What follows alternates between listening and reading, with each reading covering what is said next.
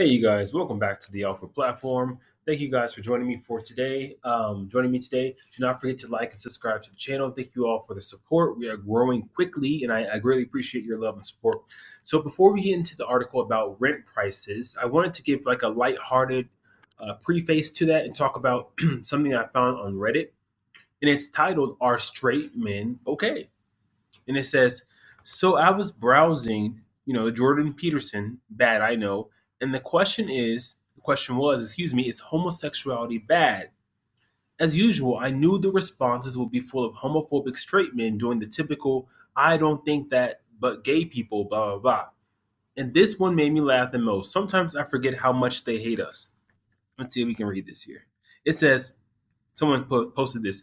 Just think in terms of survival. Let's say two nations go to war, but one has 90% gay men, 10% straight men, and the other is the opposite. Who is more likely to survive?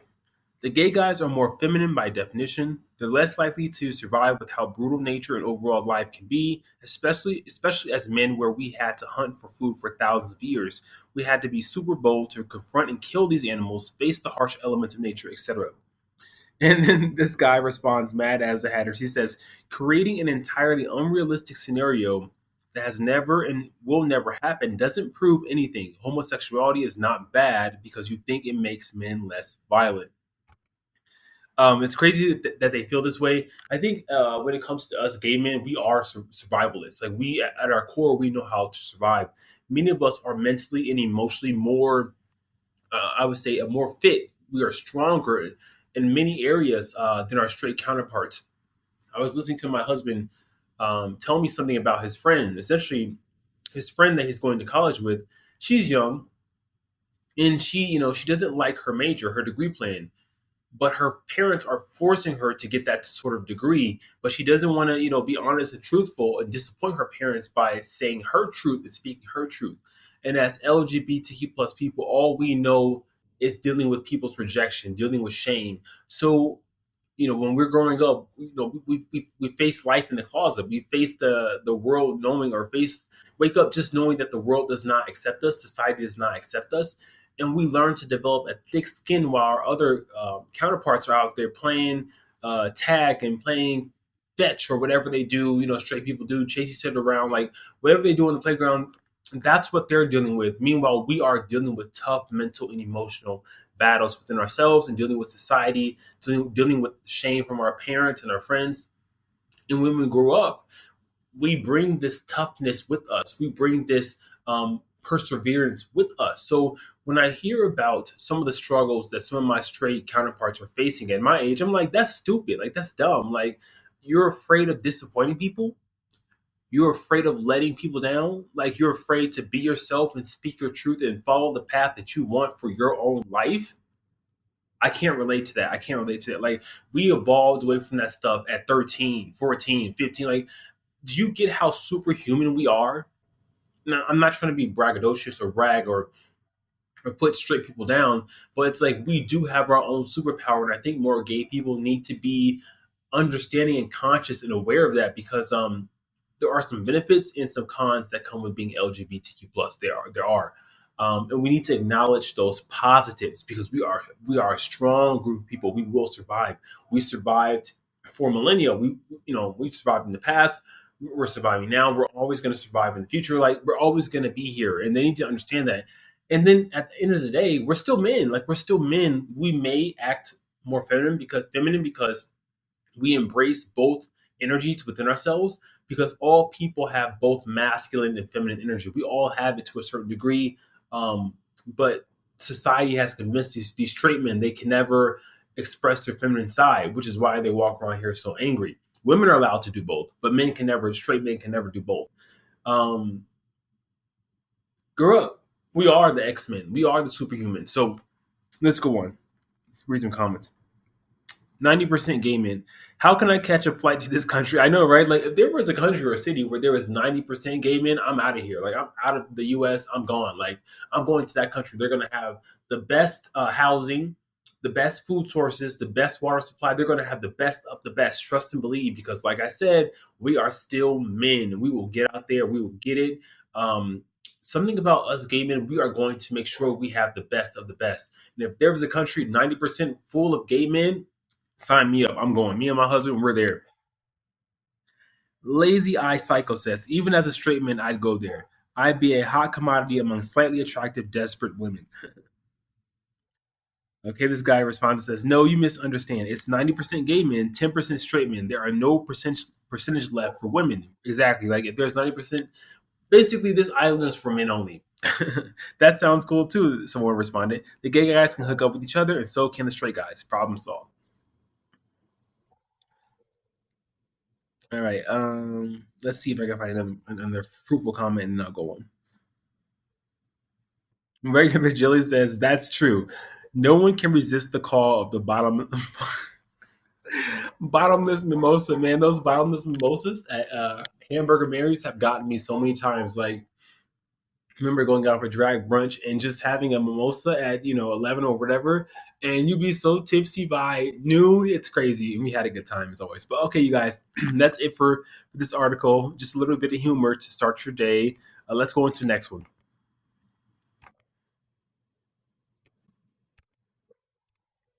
Okay, this is from Yahoo Finance. It says rents are growing at almost double the rate of American workers' salaries. This is by Eric McConnell, written on Tuesday, May 14th.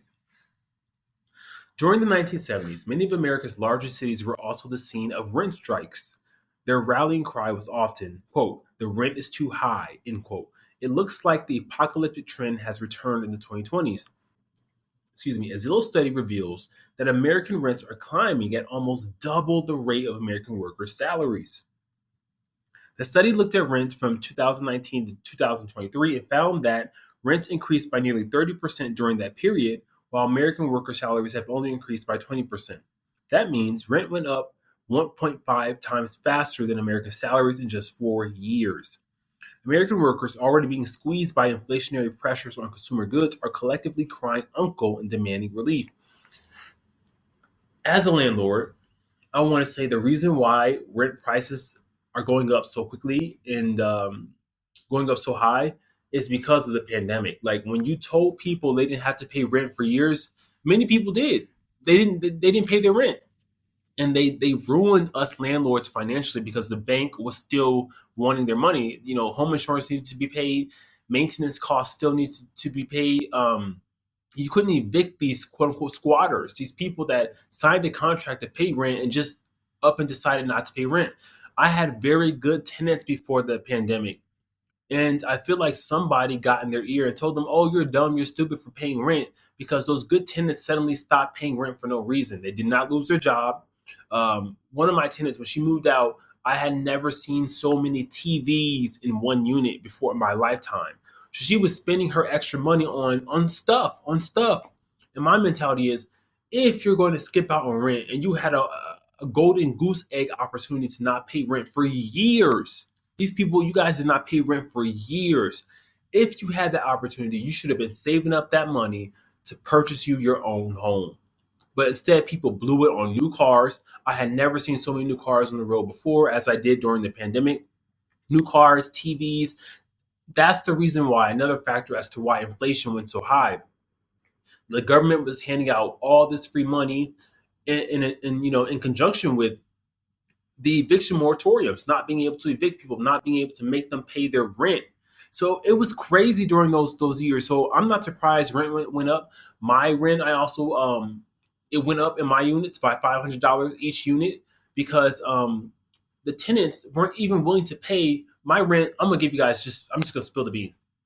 Before the pandemic, I had very reasonable rents because I wanted people to live in affordable housing, and still have some sort of quality.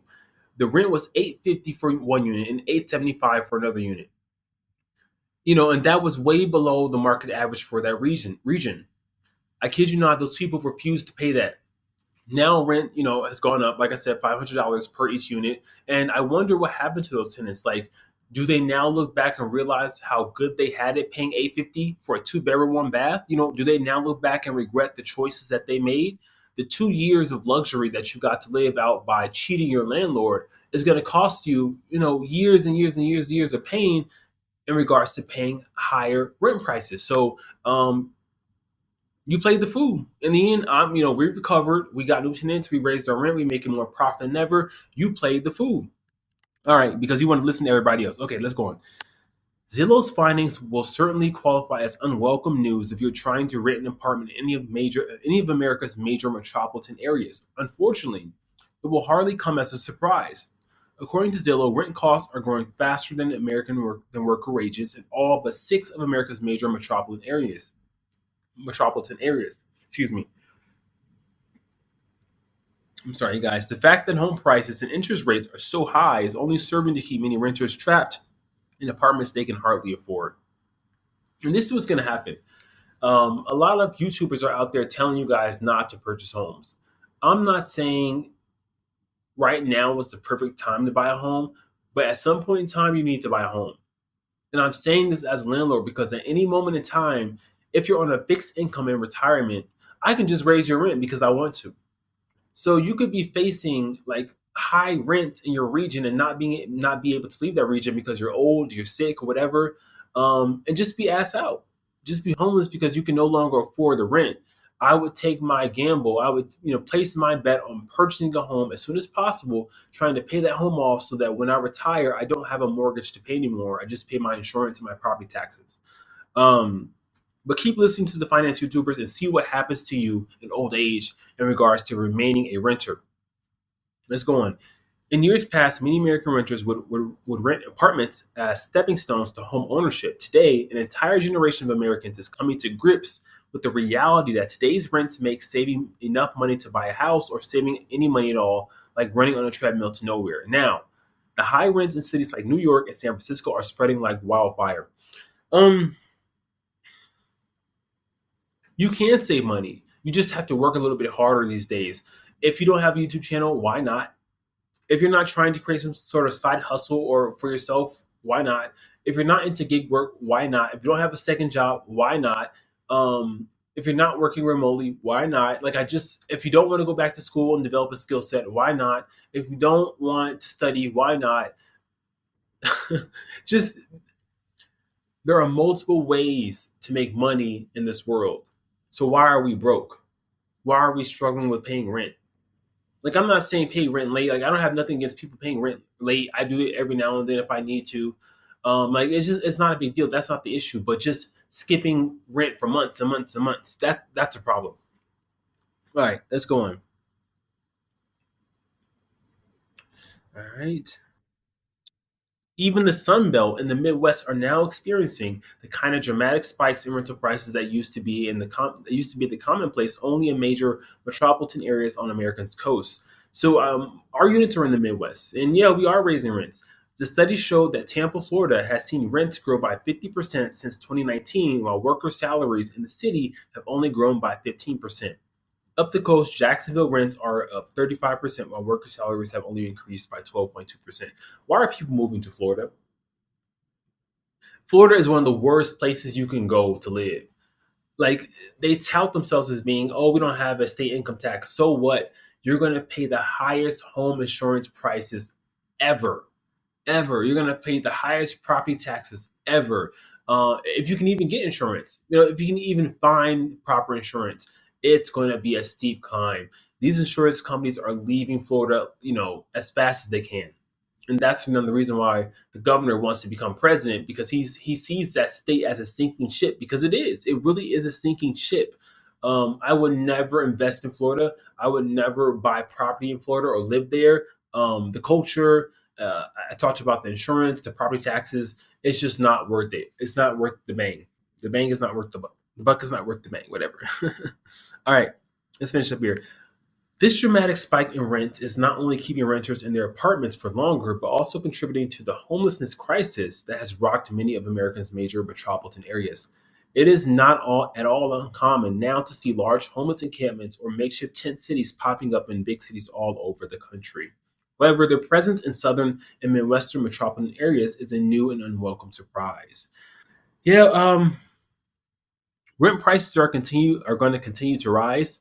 You should just count on your wages not rising, because that's not what America is built for. America is not built for you to come here and get rich. It's built for you to work and be a worker. Um, And the only way that these companies can get you to maintain your status as a W 2 employee is to keep the cost of living so high that you must keep working to keep up just a little bit, keep up just a little bit. And when you're there, like we were in 2019, everything was going well. Something's going to happen to where they have an excuse to raise the prices of everything. And then you have to go back to work again and work hard again. Like, that's how America works for people who don't know or people who are not conscious of it. Anyhow, you guys, it's almost Friday. Thank you guys so much for joining me today. Do not forget to like, subscribe to the channel, share my channel with your viewers. Participate in my community tab. I'm always doing like little bitty posts about my personal life. You can find out more about me. You can participate in the polls. I do a lot of polls. So yeah, I just try to stay interactive with you guys as much as possible. Again, do not forget to like, subscribe. Take care and peace.